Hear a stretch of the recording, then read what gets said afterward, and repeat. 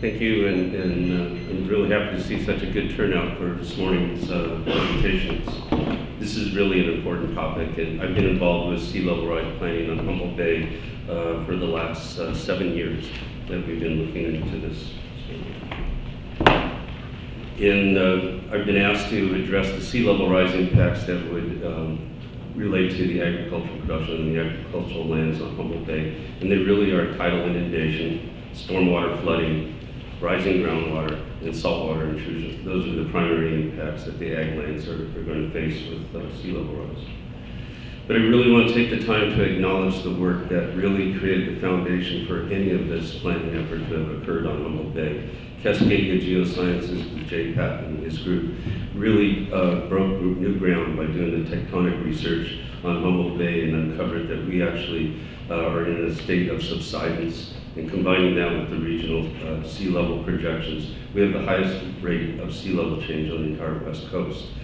A dubious honor. But really, I can't say enough about the work that Jeff Anderson has done with Northern Hydrologic and Engineering. Without his work in developing the relative sea level rise rates for the entire century on Humboldt Bay, and more importantly, his hydrodynamic modeling and the mapping, inundation mapping that he's produced, we would have no data that was localized to Humboldt Bay,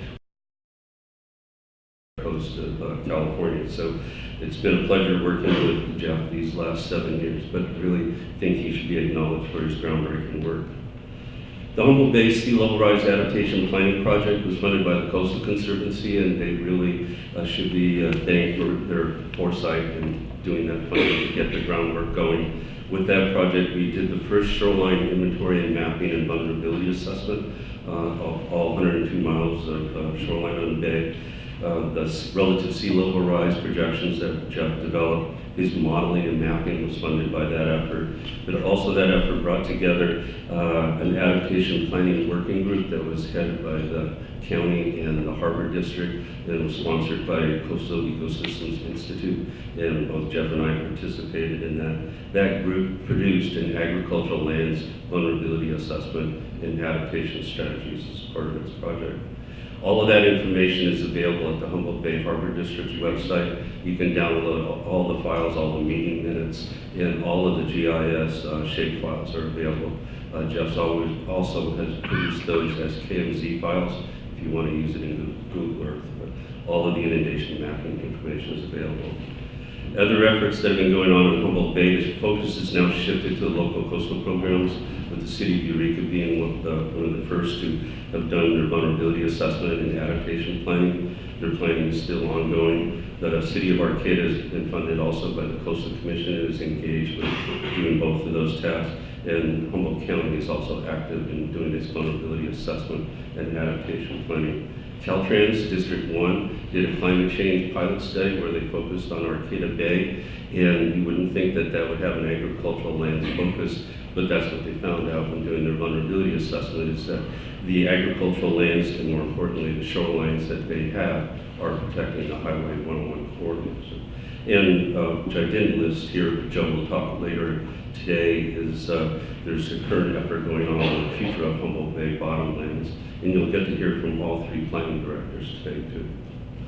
So on Humboldt Bay, agricultural lands are down in the Salmon Creek bottomlands, Elk River Valley, the freshwater Eureka Slough area, the Bayside and Jacoby Creek, and the largest area is the Mad River Slough and bottomlands on the north of the area.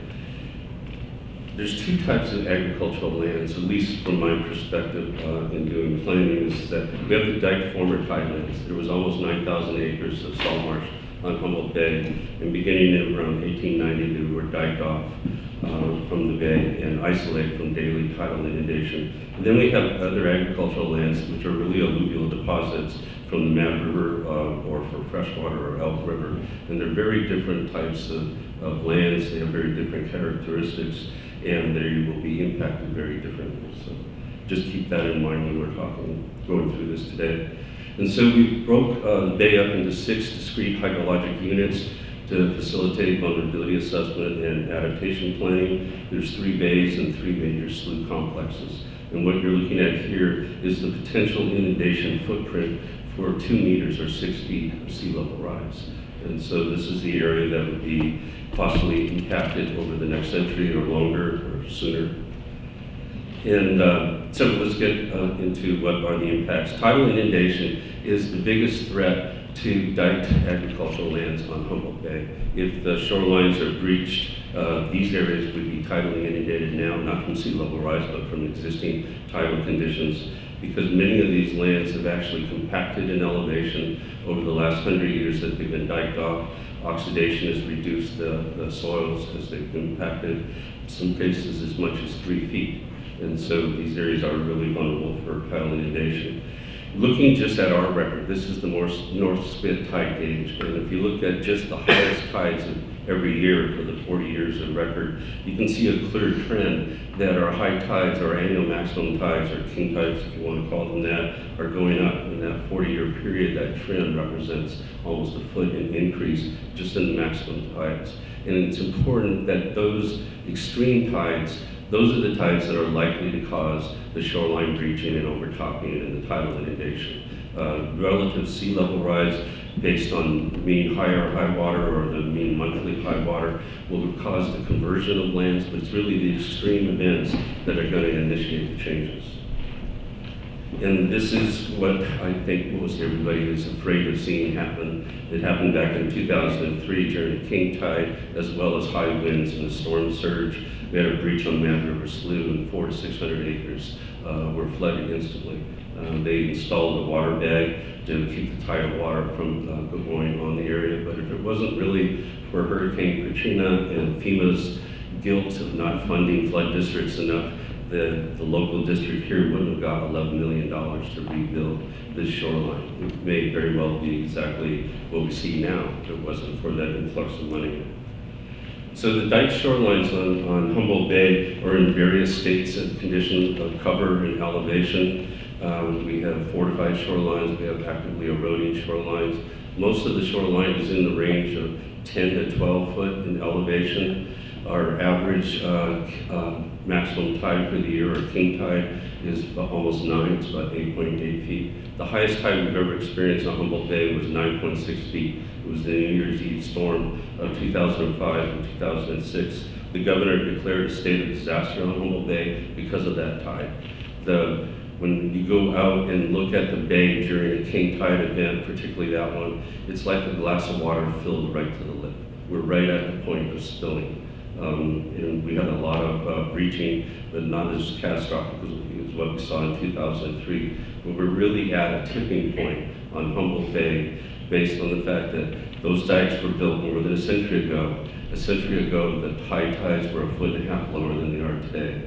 And so, if the dikes breached on Humboldt Bay, the footprint, the tidal footprint of Humboldt Bay would expand 50% overnight. If you take into account all the projected sea level rise using the high projections, it would add another 30% to the footprint.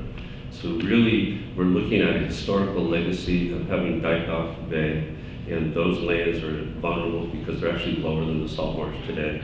If those shorelines aren't maintained and they are compromised, the bay is going to reclaim the areas that it used to occupy. And so we'll see a dramatic change in the landscape on Humboldt Bay.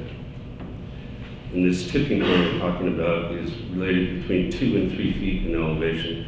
The shoreline mapping and inventory work that we did, we created a shoreline profile to identify the elevation of the entire shoreline. And what we found is if you look on the left, with 2 feet of sea level rise, about 2 to 2.5 miles of area could be overtopped on Eureka Slough. When it goes to 3 feet, it rises to 11 to 9 miles of area that could be overtopped. It's a huge change. On Humboldt Bay, there's 41 miles of dike, 21 miles are highly vulnerable, but between 2 feet, it would go from 11 to 23 miles that would be overtopped just through this threshold. So. And again, as I said, we have shoreline elevations for the entire shoreline. Excuse me, if anybody's interested in any particular area, we can provide you with that information as to what is the shoreline elevation if you're interested in it. So again, in breaking up the bay on how to address vulnerability, there's actually 27 hydrologic subunits. Looking at the Eureka Slough area, there's 8 individual units. When you look at tidal inundation or tidal impacts you can't look at property by parcel. You can't limit yourself to jurisdictions. You need to look at the entire hydrologic unit. That entire shoreline and all the properties and assets behind it are all at risk together. Any breach on any point of that shoreline within each individual unit will cause inundation. So adaptation planning needs to take into account an entire hydrologic subunit, or it just won't be effective.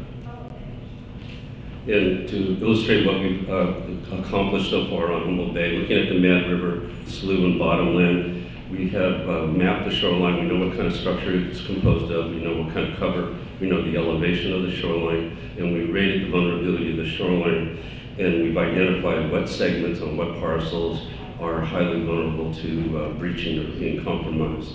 The image on the right is the dike former the former salt marsh that was diked off. This map's from 1870, so you can see the areas that would be exposed if the shoreline is breached. Using the 2012 LIDAR, we have a good idea of what the elevation is in those areas. And as you can see in that area that was the former salt marsh, much of it is lower than 6 feet in elevation. Mean higher high water is 6.8 feet in elevation, a little bit higher than that. And the area in blue would be represented by, say, mean high water, which is almost 6 feet, 5.8 feet. So a lot of those lands are very low elevation. And that'll play into when we talk about stormwater drainage issues and rising groundwater. If the dikes were to breach, the area in blue is what would be inundated by the monthly maximum high tide.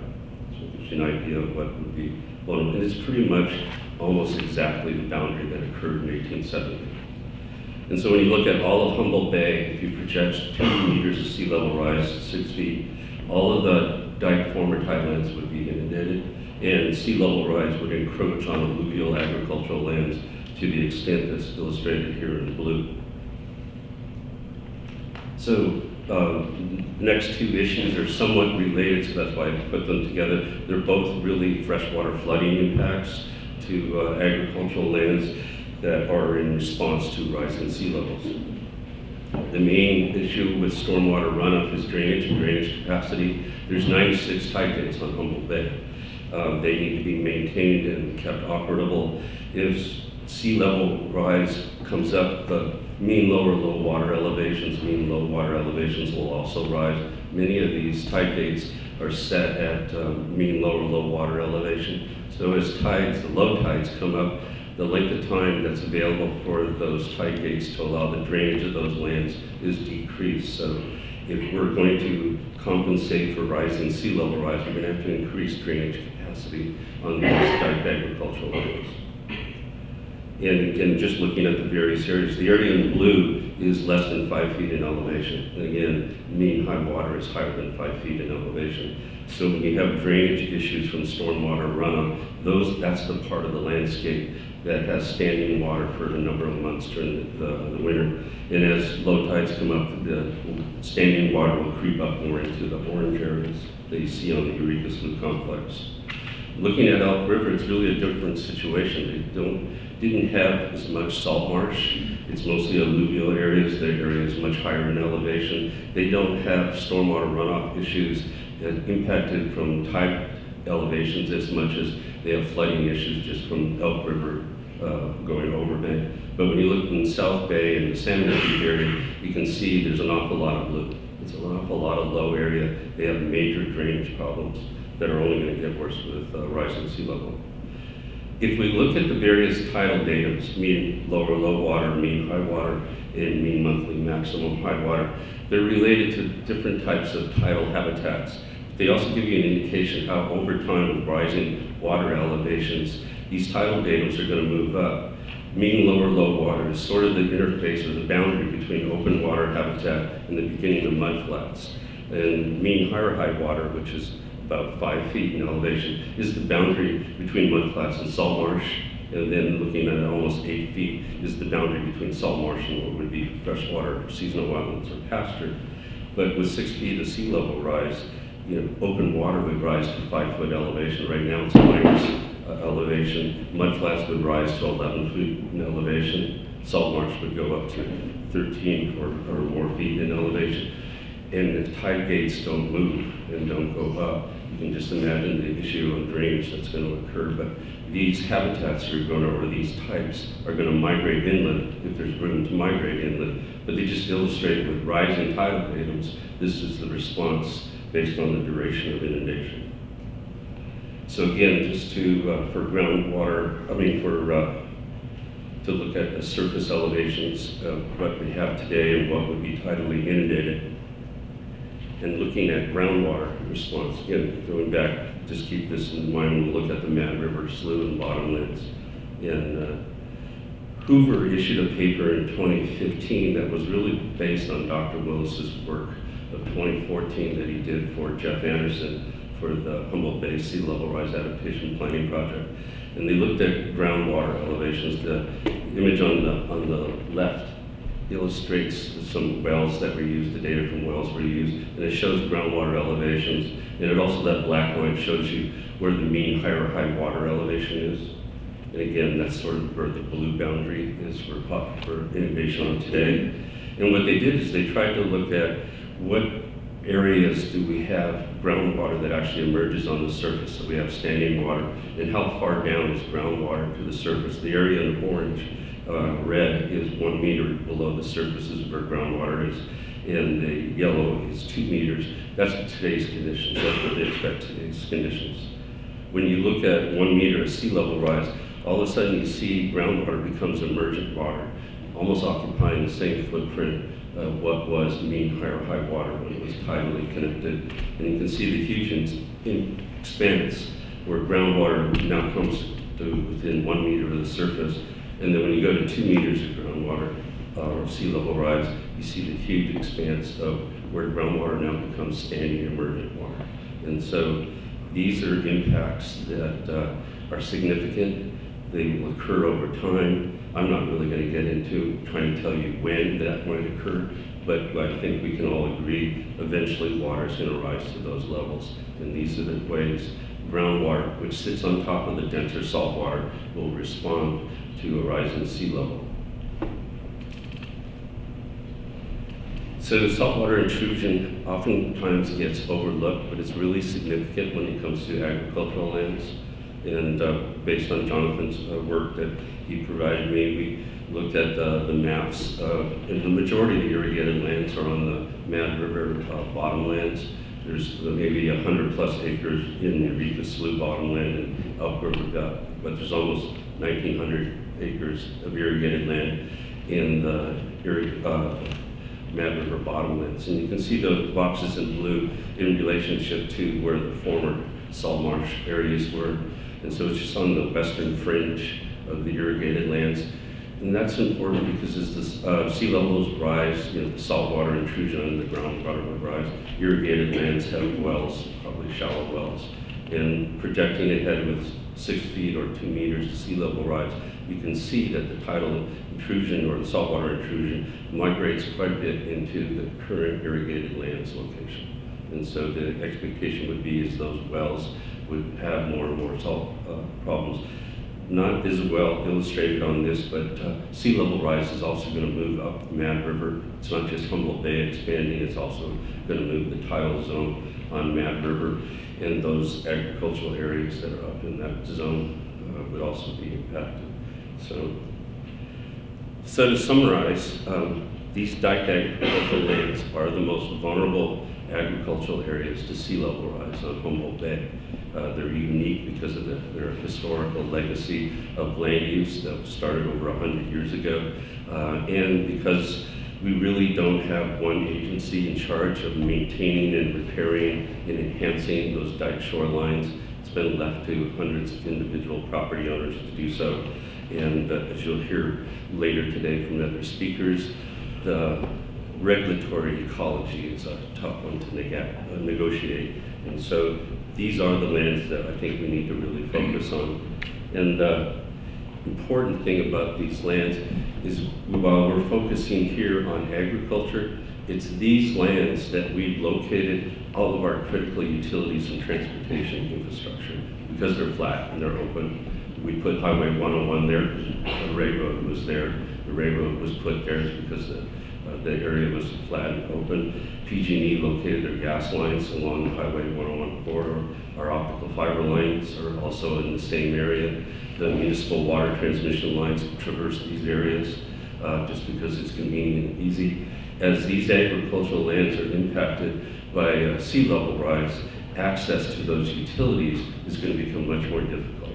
And what Caltrans learned with their pilot study is that they really have been beneficiary of those agricultural property owners who've been maintaining their shoreline dikes that prevent Highway 101 from being entirely inundated.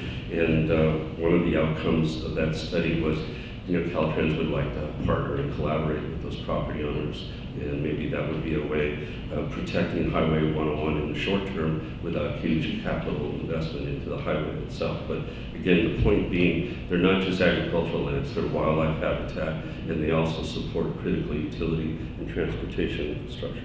So again, to summarize, the 4 prominent impacts from sea level rise on agricultural lands in Humboldt Bay would be tidal inundation, which we're at risk of today, stormwater flooding because of reduced drainage capacity, rising groundwater in response to sea level rise coming up, completely converting the vegetation patterns that support the agricultural uses in those lands, and then lastly, saltwater intrusion.